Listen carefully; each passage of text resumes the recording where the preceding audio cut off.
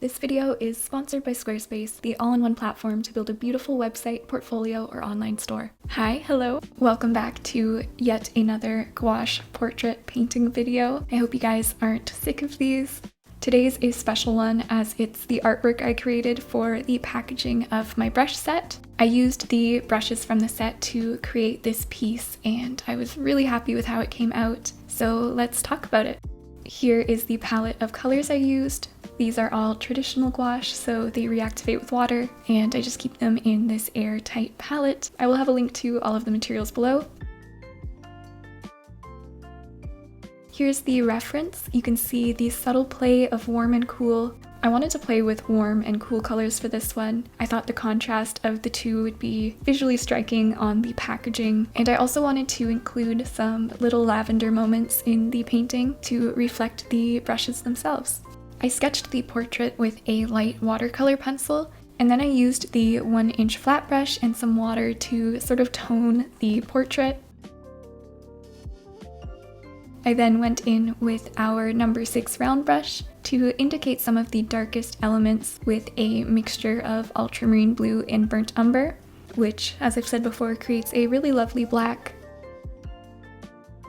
Then with the 1/2-inch flat brush, I start getting in some of the planes of the face.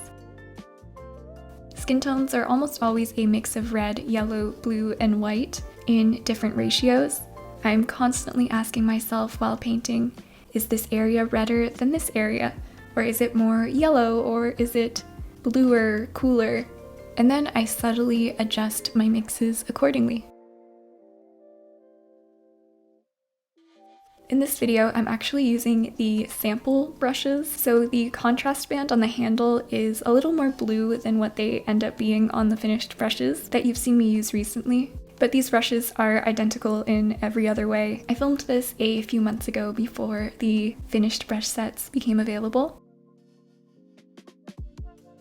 This part of the painting process always feels a little strange. It's that necessary ugly stage where we begin to establish things. When we begin to block things in, it can look a little uncanny, but you just have to push past this and remember that you're building a painting and that this is only the foundation. The shadows on the skin in this one are a mix of burnt sienna and lavender. I then shift this mix warmer or cooler as needed with red or blue. Then around this point of a painting, I'll usually add the sclera, or the whites of the eyes, and in this one it's a purplish sort of gray mix. It's funny because I remember this mix looked super purple on my palette, but then on the painting it looks bright, it looks natural. Color theory always blows my mind in this way.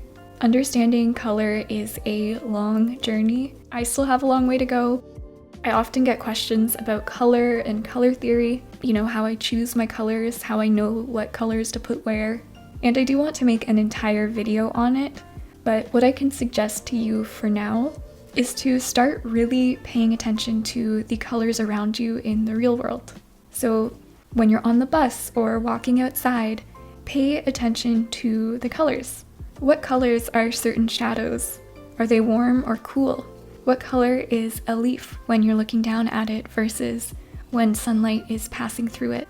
Look at how the blue sky reflects off of metallic surfaces, cars, benches. There's a lot of information out there that we overlook every day, but when you turn this part of your brain on and start training it, it will improve your observational skills, and that in turn will improve your art. That's my ramble. That's your homework, is just to look at color.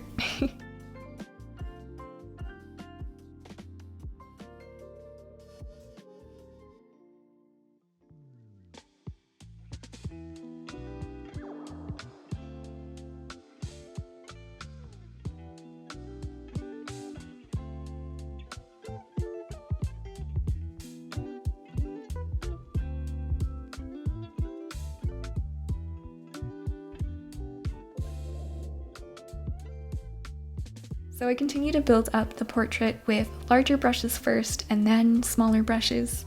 The reason I like to use larger brushes to start is because I really want to focus on planes.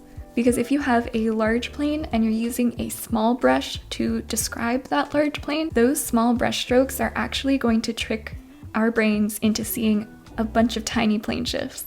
So it can give a portrait a strange appearance, it can make the skin look very textured and not right. Instead, I like to establish the larger planes, and then I will switch to smaller brushes to describe any smaller plane shifts. And it's really helpful to squint at your reference for this, so you don't get carried away with too many unnecessary little plane shifts. I like to squint at my reference and just try to capture the overall feeling of the portrait. I added these cool blues and cyan type colors to indicate the reflections on the hair. I wanted to do these before painting the very dark, almost black hair, because I wanted to make sure the blues are high in chroma. If I were to paint these on top of the black later, if this was acrylic gouache, it would be fine to do it that way, but with traditional gouache, you have to consider how the paint will reactivate, and because of that, what order are you going to paint things in?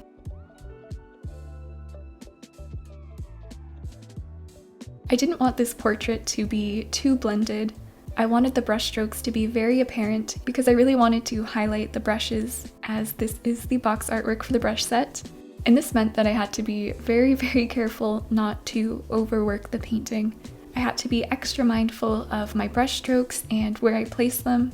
I tried to place my brush strokes with intention, and I tried not to fuss with them further after placing them. And this is a headspace I always try to be in when I'm painting, but I wanted to focus on this a little extra for this one. Okay, so I'm gonna leave you with the rest of the painting process, and I will pop back in at the end.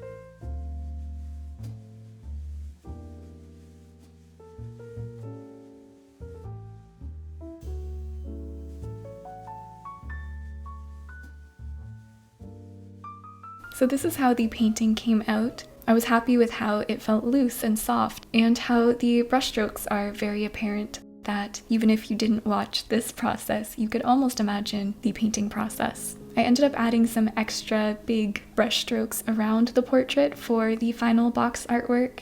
Here's what the box ended up looking like. If you're interested in purchasing my limited edition custom brush set, I will have the link down below.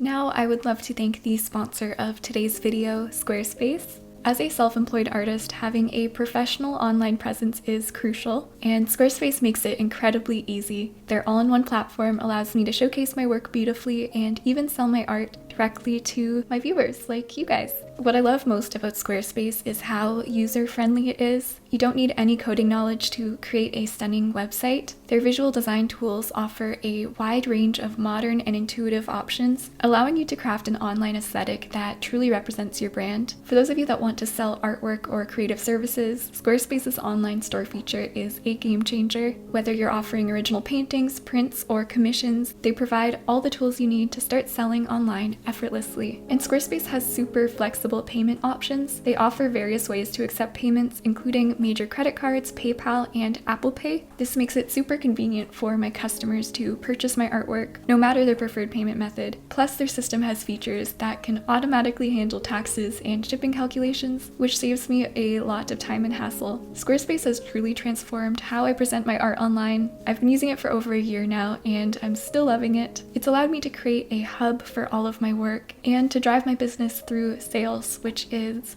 amazing. If you're ready to bring your creative vision to life online, head to squarespace.com for a free trial. And when you're ready to launch, go to squarespace.com/Emily Hughes to save 10% off on your first purchase of a website or domain. Thank you so much, Squarespace, for supporting this channel and for allowing so many creatives and small businesses to grow and make a living off of their art and creations. It's really amazing. I also want to thank my lovely, lovely channel members and patrons over on Patreon. If you want to join my Sketchbook Pals tier on Patreon, I share high-res scans of my sketchbook pages every month, and we've also started doing monthly sketchbook prompts and sharing those, so that's super fun. I will have it linked down below. Remember to subscribe to the channel if you haven't already, and I will see you all very, very soon with some more art and another video. Bye-bye!